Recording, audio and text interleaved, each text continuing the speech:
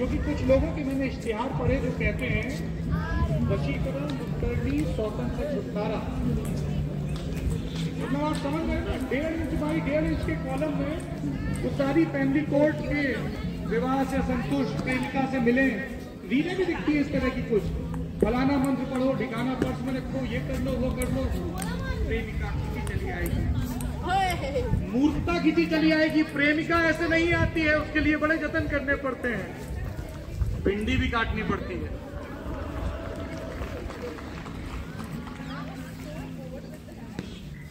इसलिए मैं कहता हूं जब जहां जो मिले, होटल में दाखिल होइए, कौन कौन सा इस्तेमाल कर रहे हैं, कलर स्कीम कौन सी, उनका मेन्यू कैसा है, पढ़िए, 4 नई चीजें पता चलेंगी।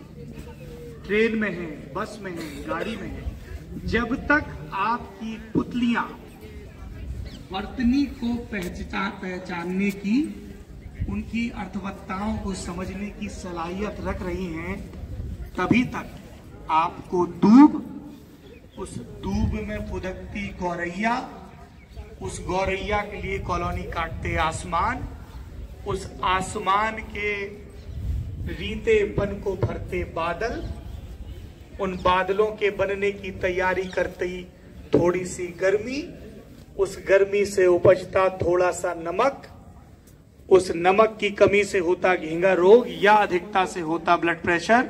उस ब्लड प्रेशर को नापने के लिए किसी खदान में मशक्कत कर रहे मजदूर, उस मजदूर के लिए आंकड़ों के जरिए किसी लाभकारी स्कीम को गढ़ते नेता और प्रशासक, उस प्रशासन में आने की तैयारी कर रहे भारत के नक्शे को अपने कमरे में चिपकाए हुए अभ्यर्थी, उन अभ्यर्थियों के लिए जनवरी और फरवरी के महीने में अलसी के लड्डू बनाती हुई मां, उस मां की चिंताओं में ये भी कि आज अनुपमा सीरियल कितने बजे आएगा और इसमें कौन सा ट्विस्ट होगा, उस सीरियल के लिए तैयार होती वैनिटी वैन में एक महिला, या फिर उसको तैयार करने वाले जो व्यक्ति हैं उनकी कूची, और उस कूची के लिए शायद किसी कराह के बीच, क्योंकि पेटा सब जगह नहीं पहुंचा है, किसी जानवर के नोचे जाते बाल, या फिर उस बाल के खींचने से थोड़ी देर पहले उस जानवर का दूब को चुगना, दूब जिसमें गौरैया फुदक रही थी। ये चक्र है जो लगातार चल रहा है। जब हम पढ़ते हैं तब हम जिंदगी की इन बेहद बारीक सुंदरताओं से वाकिफ होते हैं, और हम में से कौन नहीं है जो सुंदर होना चाहे, कौन नहीं है जो सुंदरता में दाखिल होना चाहे। और जिस दिन हमें सुंदरता का ये विचार हमारे मन पर गालिब हो जाता है, उस दिन हमें सब कुछ सत्य लगने लगता है, सब कुछ शिव लगने लगता है। इसलिए रील जब तक देखते रहिए, पर ख्याल रखिए कि अंततः मुक्ति रीडिंग में है। शुक्रिया।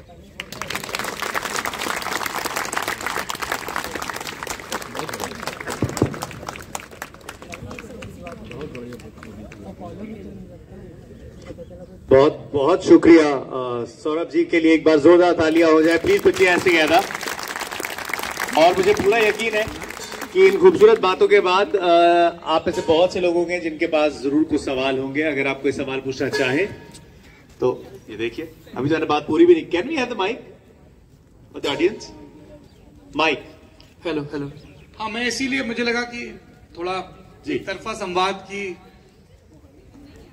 गुंजाइश ना रखी जाए। वैसे आपका एक तरफा संवाद ही हमें बहुत ज्यादा पसंद है। आपके चैनल के जरिए मैं बहुत बहुत आपको शुभकामना देना चाहता हूं। जिस तरह से आप अपनी वेबसाइट के थ्रू न्यूज, अपने इस यूट्यूब चैनल के थ्रू तक पहुंचा रहे हैं। सर, आपका नाम क्या है? तुषार। तुषार, आप मुझे एक भले आदमी लग रहे हैं। कोशिश है। आप मेरे सामने तारीफ कर रहे हैं, मैं गढ़ भी नहीं सकता हूँ, मजबूत मंच है, बचिए इससे। लेकिन ये बात सच्ची है, कुछ लोगों को तारीफ सुनना बहुत पसंद है, मैं उन कुछ लोगों में नहीं हूँ। अब मैं बुराई तो नहीं कर पाऊंगा आपकी। यहाँ पर जवाब शुरू। Mic. Hello, good evening sir. Sir, मैं रील्स और रीडिंग से हटके सवाल पूछना चाहूंगा। जैसे कि मैं जर्नलिज्म एंड मास कम्युनिकेशन के स्टूडेंट हूँ, तो मैं आपसे जानना चाहता हूँ कि लल्लन टॉप में जॉब पाने के लिए क्या क्वालिटीज होनी चाहिए?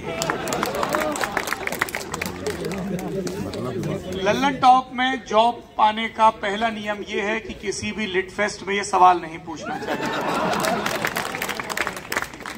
क्योंकि जवाब पहले दिया जा चुका है। तो इससे यह पता चलता है कि अभ्यर्थी ने रिसर्च नहीं की है। और दूसरा नियम यह है कि लल्लन टॉप में जब भी भर्ती होती है तब बाकायदा सोशल मीडिया के हैंडल्स पर पोस्ट किया जाता है। खुली भर्ती होती है। कोई भी व्यक्ति जो इस दुनिया का नागरिक है, लिखना पढ़ना बोलना जानता है, भाषा की समझ है, खासतौर पर जो हमारी मातृभाषा है, मादरी जबान है हिंदी, उसकी समझ है, उसे लिख सकता है, पढ़ सकता है, बोल सकता है और टाइप कर सकता है, जिसका एक सीवी है जो कि कट कॉपी पेस्ट नहीं है इंटरनेट से उठाकर, जिसमें ऑब्जेक्टिव में हम सारे विशेषण और क्रिया विशेषण खर्च कर देते हैं, जिसमें से आधों की स्पेलिंग गलत होती है और आधों की हमें पता नहीं होती है। 72 तरह के फॉन्ट साइज ना हो, सीवी वैसा ही हो जैसे आप हैं, वरना पकड़े जाओगे। इस तरह का एक सीवी हो और आपकी कारस्तानियों के कम से कम 2 वर्क सैंपल हो। ये भेजे जाएंगे lallanTopmail@gmail.com या jobs@lallanTop.com पे।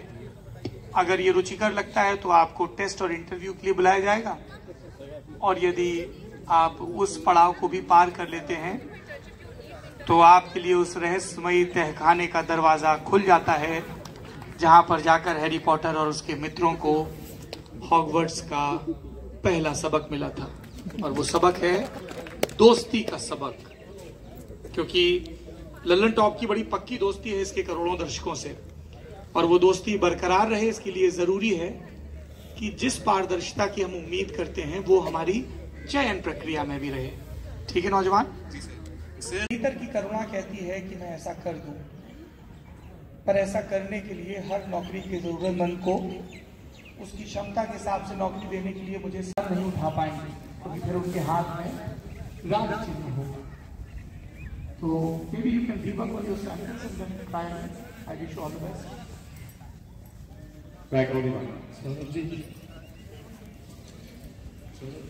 सर लोग कहते हैं और जो लोग आपके जगह पे आप बहुत पढ़ते हैं, और इस तरह की रील्स बहुत आती रहती है कि ये 5 किताब पढ़िए, 10 किताब पढ़िए, ये 10 वीडियो देख लीजिए before you read this book.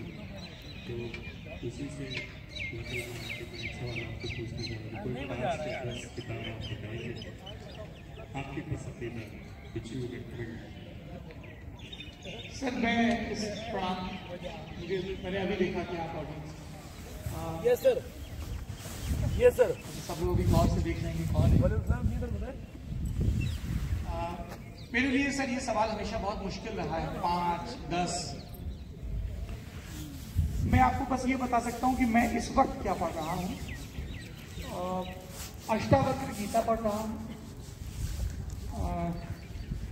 Japan के एक राइटर हैं, उनकी कैफेज के इर्द गिर्द 3 किताबें हैं, उसमें से एक किताब पढ़ रहा हूँ, टेल्स फ्रॉम द कैफे। बड़ा कमाल का कैफे है, ऐसे आप हटेंगे तो नजर नहीं आएगा उसका बोर्ड, लेकिन जिस रोज आपको बहुत गहरी जरूरत लगेगी, ऐसा लगेगा जैसे आपके कान में कोई फुसफुसा गया है, उस कैफे का ठीक ठीक रास्ता। और उस कैफे में जब आप जाएंगे तो आपको लगेगा कि वहाँ जितने लोग काम कर रहे हैं, कैफे का मालिक, कुछ मेजों पर बैठी लड़के लड़कियां आएंगी, और जो आपको बताया जाएगा कि ये भूत तो आपको यकीन ही नहीं होगा, वो सब आपके आने का इंतजार कर रहे थे। उनके चेहरों पर जो मुस्कान होगी वो परिचय की, पूर्व परिचय की मुस्कान होगी। और कमाल बात यह है कि उस कैफे में जाके you can order your fast. एक दफा वो भूत जो कि लिंग के हिसाब से मादा है, वॉशरूम जाती है, और तब आप उस कुर्सी पर बैठकर अपने अतीत में पूरी जिंदगी में सिर्फ एक बार दाखिल हो सकते हैं। तो ये दूसरी किताब है जो मैं पढ़ रहा हूँ। तीसरी किताब फारूक अब्दुल्ला की बायोग्राफी है जो पढ़ रहा हूँ, बहुत विस्तृत ढंग से लिखी गई है। कश्मीर कॉन्स्पिरेसी केस, सामने ब्रीफिंग क्या हुई थी, कर क्या रहे थे शेख अब्दुल्ला, किसको चिट्ठियाँ लिख रहे थे, किससे बात कर रहे थे, गुलमर्ग की वो रात, बल्कि सुबह जब 4 बजे को गिरफ्तार किया गया, उसके पहले और बाद में कश्मीर में किस तरह की राजनीति हुई और अभी क्या स्थिति है। कि जम्मू कश्मीर जैसे कन्फ्लिक्ट एरिया में टू रिक्रूट अ मुखबिर, या कोई वहाँ से आया आतंकवादी है उसको टर्न कोट बनाना, JNU। तो ये बताने की जरूरत ही नहीं है कि अंग्रेजी आपकी कैसी होगी। आपने एक बहुत बड़ी पीढ़ी को एक कॉन्फिडेंस दिया कि गले में गमछा डाल के भी बहुत खूबसूरत और बहुत शार्प जर्नलिज्म होता है। वो सारी पीढ़ी आपको अपना आइडियल मानती है। तो how you carry this weight and how you are carrying these weight की तरह या बहुत लोगों की तरह, लेकिन पढ़ना नहीं। ये reading in the age of reels, क्या आप और कोशिश कर सकते हैं कि हिंदी की तरह या बहुत सारी चीजें हैं, अगर हम पढ़ नहीं सकते तो बहुत कुछ ऐप आ गए हैं कि किताबें ऑडियो मोड में हैं, हम किताबें सुन सकते हैं। और प्लीज आज की इस पीढ़ी को, क्योंकि आप आइडियल हैं, आप अगर बताएंगे कि हम पढ़ नहीं सकते तो सुन के भी पढ़ा हुआ समझ सकते हैं। तो प्लीज आपसे रिक्वेस्ट है कि इस पीढ़ी को प्लीज।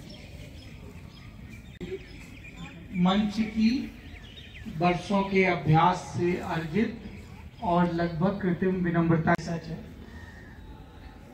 मुझे नहीं लगता है कि मैं किसी का आइडियल हो सकता हूँ। अब ये उन लोगों का बड़प्पन है, अपने अनुभव का यहाँ फरेब ना गढ़ूं।